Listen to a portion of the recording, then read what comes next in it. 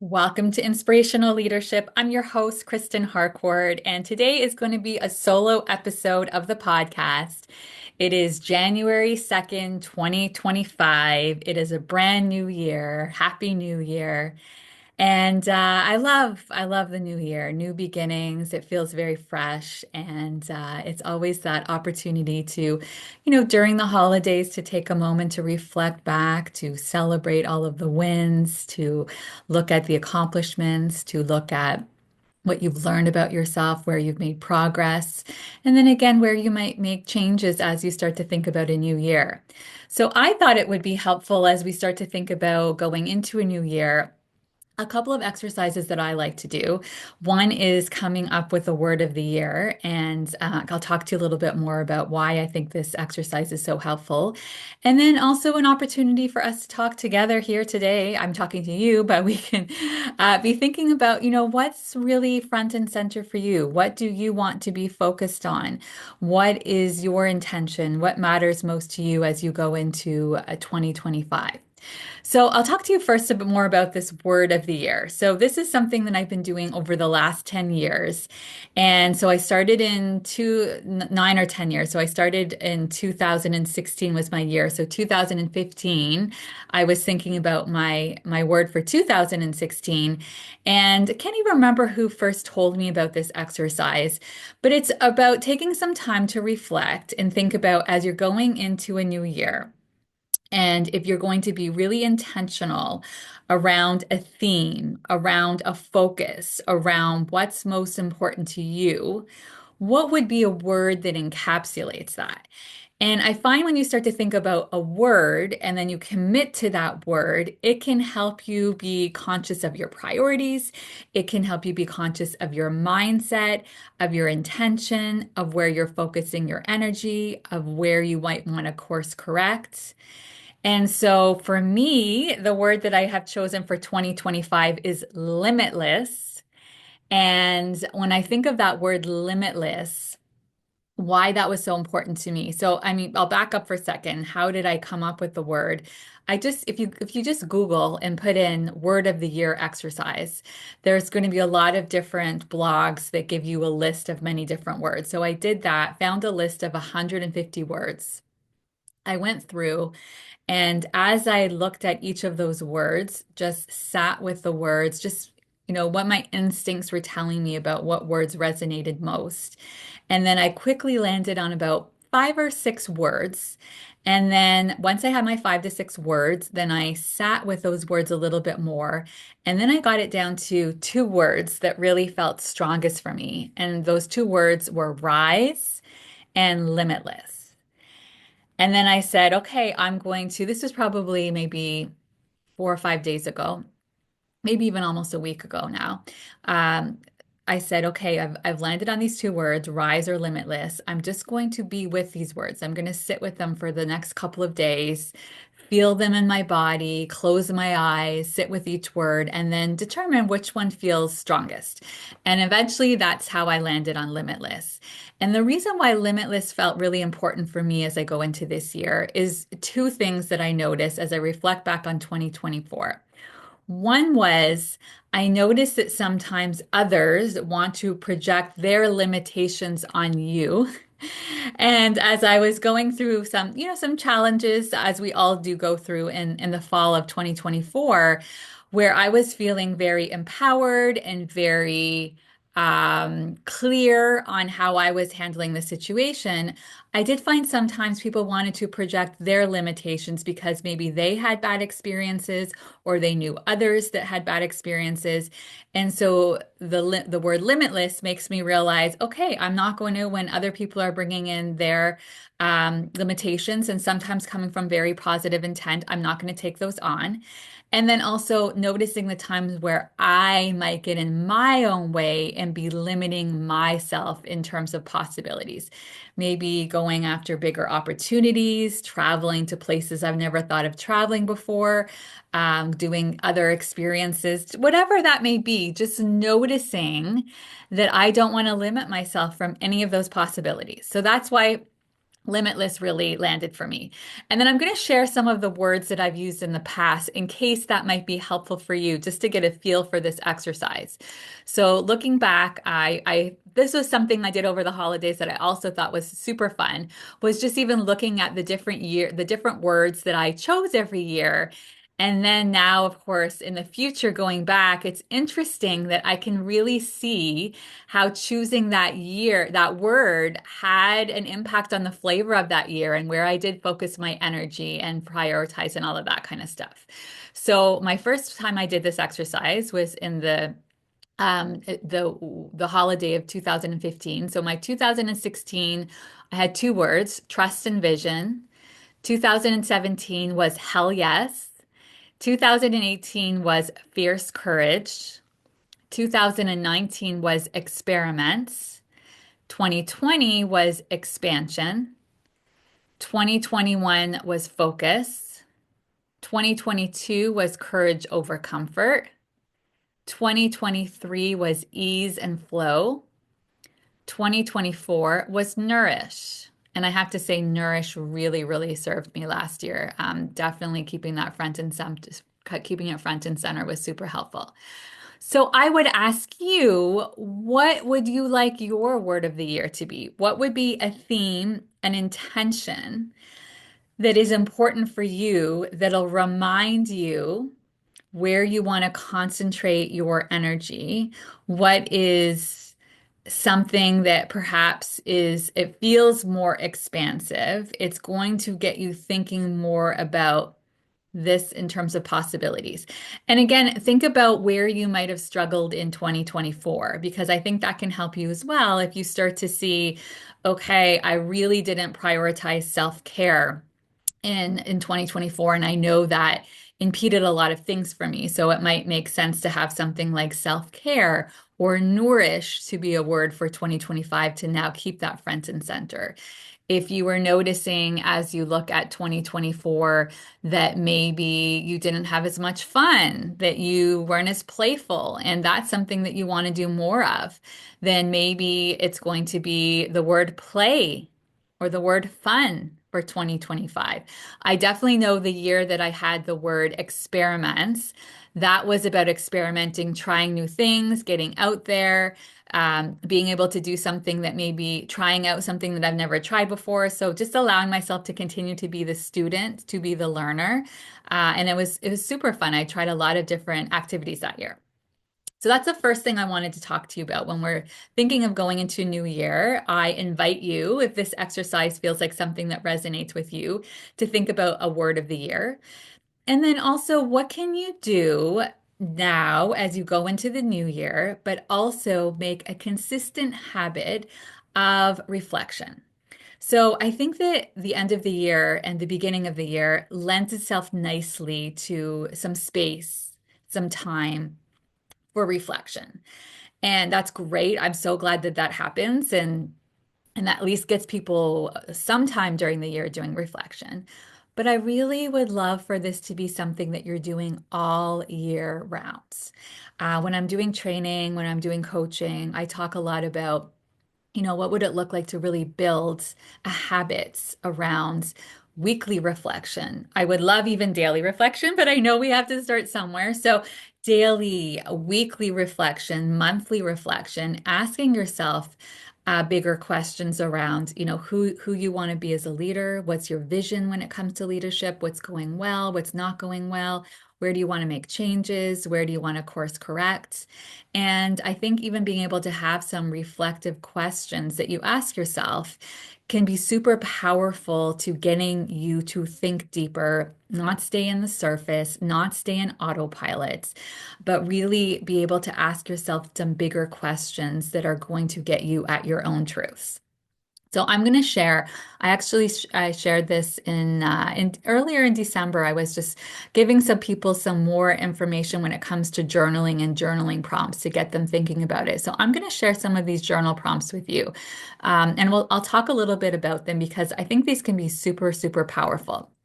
So one journal prompt would be around asking yourself, what does your ideal day look like from morning to night? So if you're really thinking about this is my ideal day, What am I doing when I wake up in the morning until I go to bed at night? This exercise can be super helpful for a couple of things. It can start to make you realize where you might want to make some shifts in terms of habits. Do you currently have a morning routine? Do you currently have an evening routine? What are you noticing impacts your day and makes your day feel more positive? Then it starts to make you also look at what are you doing in your workday? Where are you focusing your time? Where are those energizing activities you're doing during the day and what are the draining activities? How can you have more energizing activities? If you do this exercise and you notice, okay, if you think about your perfect day and what you're doing from morning to night and notice that nothing is happening currently that is aligned with what your perfect day is. So if you start to say, this is what I'm doing in my perfect day, and I notice what I'm currently doing are none of those things, where can you make changes? Where can you make shifts? Do you start to notice that you're not doing any of the things you'd be doing in a perfect day in your job? Okay, that's a good reflection. What are you in control of in terms of what can be changed? Can you start to shift around where you're focusing your time and energy at work? Because maybe it's not on the right things. Are you in the right role? Maybe you still want to be at your company, but is it now time for a new position that is going to be more energizing and would be more aligned with your perfect day? Or you might say, okay, when I start to notice my perfect day, I don't have enough white space in my calendar. My perfect day, there'd be more time for some reflection. There'd be more time for strategic thinking. But when I look at my calendar, I notice that my calendar there's no white space all day, all week, all month. Okay, what is going to change in order for it to look more like your perfect day? So I really, really love that journal prompt. So just to repeat that again, what does my ideal day look like from morning to night? To really allow yourself the space to think through that, to write that all out. And then once you've written that all out, how closely does your current days align with that? And where there are big differences, how can you make some shifts to get it closer to what you would like that day to look like? What do you need more of in your life? So when you really sit with that question, what do you need more of in your life? Is that exercise? Is that time with family and friends? Is that solitude? Is that more dancing? Is it going back and doing some hobbies that you really enjoyed? Is that having more emotional intimacy with your partner and creating space to have more one-on-one conversations on a daily basis, on a weekly basis? What does that look like for you? What do you know you want more of in your life? Because unless you're clear about your desires and what you want more of, how can you make any changes to have more of whatever that is unless you're clear about what it is you want more of? What beliefs are holding you back from living your dream life? So even when we think about at that first exercise, that first question, when you're thinking about what you're doing from morning to night, what are the beliefs are holding you back for having more of that dream life? Because my experience is a lot of times it's not others that are holding you back from that happening. It's you that's holding you back from it. So it can be by design. When you start to think about designing a personal and professional life that really gets you excited to wake up in the morning, what does that look like?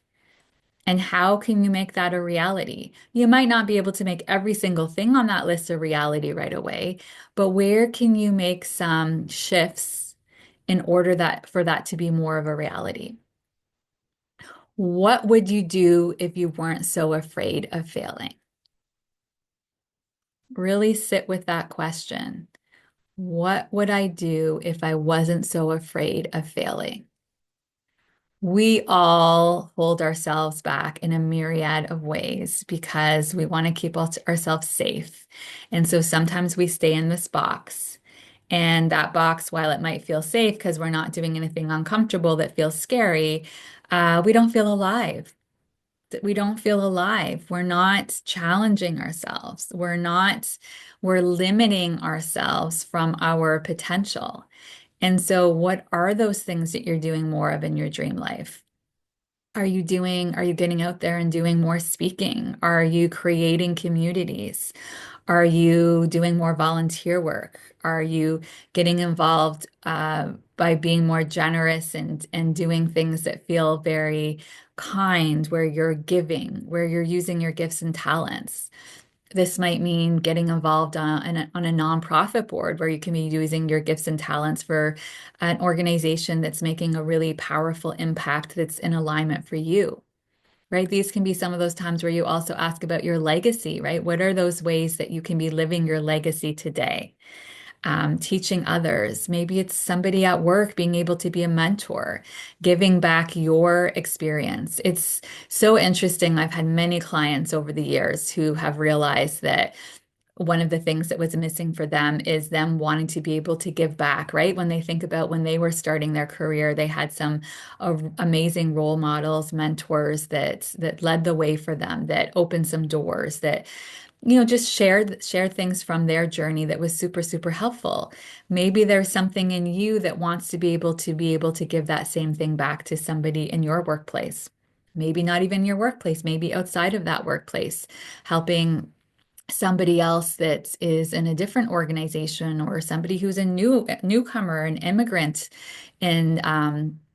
immigrant to this country, whichever country you're living in. I love that this is a global podcast and people are listening all over the world. Maybe there's something in you that wants to be able to help somebody who's a newcomer to your country, who might be struggling with cultural adaptation and figuring out things, and you could be that person. But what are those things that really are going to make you feel like you are hitting your potential? What makes you feel powerful and lit up? I don't think we ask that question enough. What makes you feel lit up? When do you feel most alive? And how can you be doing more of that? Because when you are lit up, when you are using your gifts and your talents, it is contagious. People love to be around that energy, and you're giving others the permission slip to do the same. We hear the word authenticity used a lot, and I think in some ways it's almost been overused. But ultimately, when we're standing in our truth, when you're showing up authentically, when you are really using your gifts and talents in a way that feels true to you, it is magnetizing. There's nothing more beautiful than that. And so ask yourself, what are those things that light you up, and how can you be engaging in more of that in 2025? What do you need to stop doing to live a richer and happier life? What do you need to stop doing to live a richer and happier life? I know everyone, if you're as you're listening right now, there's something that you're doing that is probably self-sabotaging. Maybe you didn't realize it was self-sabotaging, some unconscious beliefs, some behaviors that you're engaging in that do not serve you. So we all have those different things that we do. We have our vices. When we're having big feelings and we're feeling uncomfortable, we're going to have our go-tos, the work that are essentially numbing so that you don't have to work through and get curious about those feelings that are trying to get your attention because it is getting in your way. It is impeding you from living as rich and as happy a life. So ask yourself, what is that for you? Is that noticing that you're, having too many glasses of wine and you could be using that energy somewhere else, that's actually holding you back? Is it overworking, not allowing yourself the space to be able to think about these things? If you're constantly working, when do you have time for reflection? Is it that you are uh, scrolling on social media, watching too much TV or too many movies? It looks different for all of us. But really thinking about what are those things that you want to stop doing in 2025 that are no longer serving you. And maybe you're still going to do them, but in smaller doses. I'm sure you've heard me talk before about social media on the podcast, having a love-hate relationship. Social media can be wonderful. I have met so many amazing people from all over the world because of social media through LinkedIn, back in the day on Twitter, Facebook friends, Instagram, reconnected with people I hadn't seen for many years. I've had people that I went to high school with that became clients. I've had so many people who have found me on LinkedIn for work that I get to do in the world, which I love. So social media can be incredible. And it can have a dark side if it's not being used intentionally, if you are not allowing it to be serving you in the way that you want it to be serving you. It can get you into comparison. It can make you feel lesser than. It can feel like you are never enough, that there's always more that you need. We've got capitalism working there that is always going to make you feel that there's something that you don't have and that you need in order to be better. Whether that is going and getting your Botox or these clothes that you must have, or this vacation that you must have. And if you're not traveling to this place, then no. So if that is how it is impacting you, then you need to take a space from social media. So again, this might not be your thing. There are some people who hardly ever go on social media, and that's not impacting them at all. But I would ask you, what is that thing, or what are some of those things, some of those behaviors that you want to shift and stop doing in 2025? And here's what I will also say. It's not that we're reflecting on the year before and it's like, oh, 2025, new year, new you. You sucked last year and now it's going to be good and you have to make all these changes and then you'll be a better person. No. You are perfectly imperfect. You are whole right now. The opportunity to make shifts and changes is just for you to get even closer to who you truly are, more in alignment in order for you to live your best life. But that's not because there's somehow something wrong with you. And so as you do these reflective questions and hopefully make this a practice that you're continuing to do daily and weekly and monthly throughout the year, this is not an opportunity to have a lack of self-regard, to make this about bashing yourself, about all the things that are wrong with you. No. This exercise is about celebrating yourself, celebrating that you're alive, celebrating the moments that you've been able to be part of over this last year, over the many years. But then ask yourself, what do you want to continue to create? How do you want to be of service as you go into this new year? Thank you so much for being here. Love all of the emails that I get about things that really resonate with you. And sometimes I hear questions and would love to also hear what would you like to hear more of on the podcast as we go into 2025. I really, really, really love hearing from you. It means so much to me because ultimately that I do this podcast for you. I do this so that it can be helping others, and that's all about you telling me what you want to hear more of in this new year.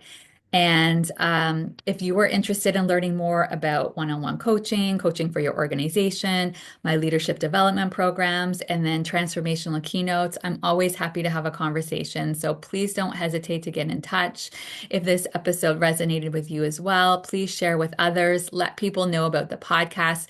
The more that you share with others, the more that it is found by others and it gets amplified on places like Spotify and Apple Podcasts.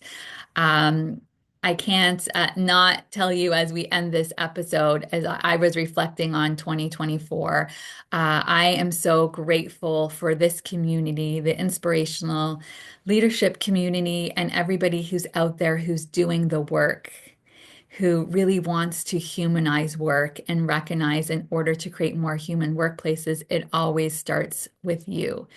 Transformation starts from you, starts from inside, and you doing the inner work and then going back into your organizations and helping others do this work. This is how we create that ripple effects. Thanks so much. Look forward to talking to you soon. Bye bye.